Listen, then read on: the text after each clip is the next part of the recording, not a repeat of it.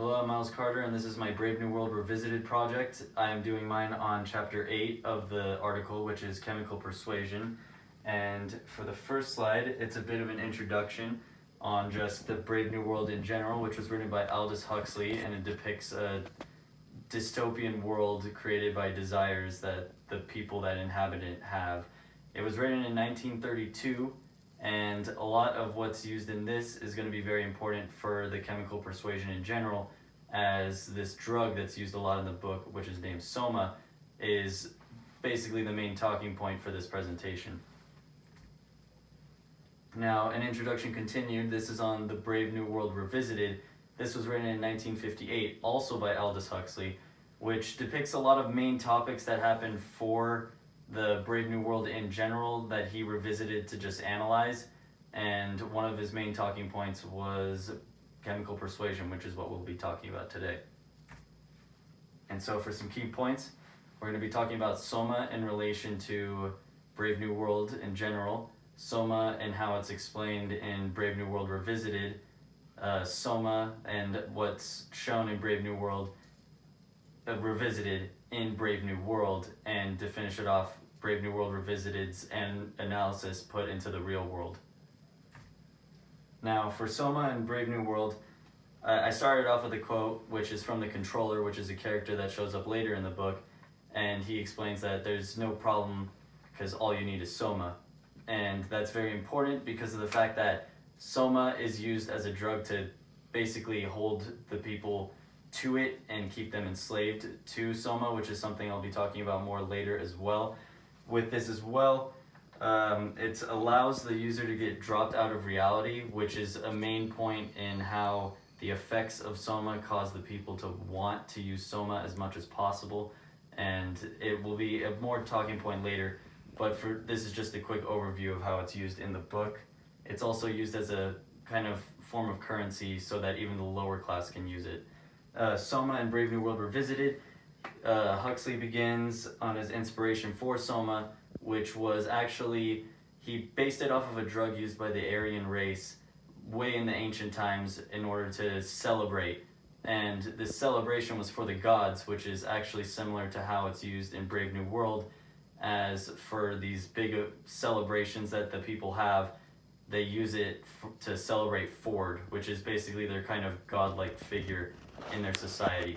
Now, also on top of that, he clarifies that Soma doesn't have any harmful effects to the body, which is something important for later, because I'll be going into effects of different drugs when it comes to the real world.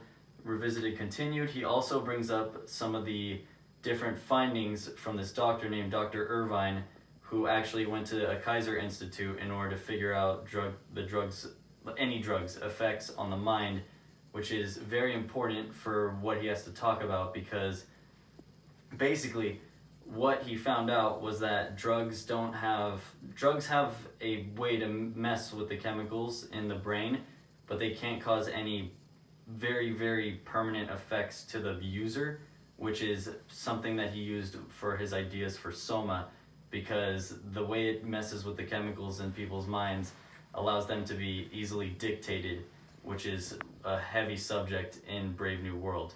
Also, on top of that, Huxley explains that it both enslaves and makes free, and it heals and harms, which is also what Soma does in a sense, which is something I'll get to in just a second. With Brave New World, Soma both enslaves and makes free those who use it. Linda is a huge factor in this, because Linda's a character that does not have a lot of time within the book, but she shows the major moments of Soma as she basically becomes enslaved to the drug when she's brought to the Institute of the Dying, the Hospital of the Dying, where she's constantly giving Soma holidays, and basically it makes her into some kind of vegetative state where she's constantly just getting Soma and just living her life on drugs. And it causes her to be enslaved by the Soma itself, which is what this slide's about, because she ends up taking Soma until the moment she dies, which is important because it's kind of a way to show that basically everyone who lives in this new society takes Soma constantly throughout their lives until they die, because it's a drug that they use every single day, multiple times a day, to take away any pain, any sorrow, anything that they're going through. And it basically enslaves them till the moment that they die. And also, similar to the information that he found out, the drug has no physical drawbacks or anything like that. It just causes the user to basically become addicted in a way, even though it's not the way it's kind of like in the real world. Now, chemical persuasion in the real world, he compares soma to a lot of different drugs that are just around the world today, some of which are more close than others. For instance, some of the farther ones are alcohol and tobacco. Those are not as close as the effects that soma has. And also on top of that, there's no drug in the real world that actually does what soma does, but he explains that there's a lot of different drugs that could be used and combined in order to create the effects that soma has. Some of which, LSD, cannabis, tranquilizers, and Diener. Diener is the closest to soma as he is described, because it's a combination of a lot of drugs that have similar effects to soma. It's just not entirely what soma is. There are a few drawbacks to it, and that's one reason why it's not the real world soma. But on top of that, it's the closest that he could find in order to actually be soma. Also, let's see. One key point discussed in Huxley's analysis is that it can be used in order to create a dictatorship, just drugs in general, and he uses it as soma in the book because soma is used basically to control the minds of the people in order to continue to allow themselves to be dictated as such. While in the real world, he brings up the point of it being something you can dictate, but on top of that, he says that because there's no actual soma, there's so many flaws in just trying to create a real world soma that you can't really cause a chemical persuasion in the real world. For instance, he brings up the fact that there's just way too many people.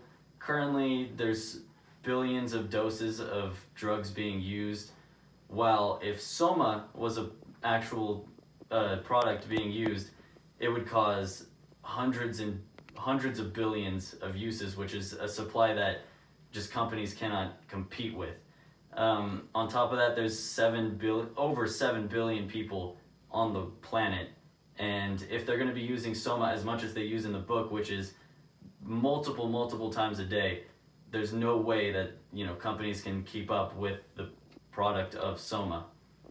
Also, on top of that, drugs in the real world are treated much differently than ones in the book because soma has no age restriction and can be bought as, well, not bought in, but given as much as needed. While in the real world, there's prices, there's age restrictions, and it's just not something that could be changed for soma. In conclusion, soma, although drugs can be used in such a way to cause a dictatorship, the ways in which it actually happening are just not feasible because of the fact that it's just way too much to deal with, it's too strenuous, and it's nearly impossible. Now, on top of that, soma, the drugs could be combined to create an actual real-world soma. It could be possible, but so far there's no way that could be possible at the moment. The technology isn't there. And even if soma was able to be made, there's not enough, workforce or anything like that to actually produce it on the level of Brave New World because of the fact that there's just way too much needed in order to give to everyone. Now, here's some of the sources that I used for my presentation, and thank you for watching.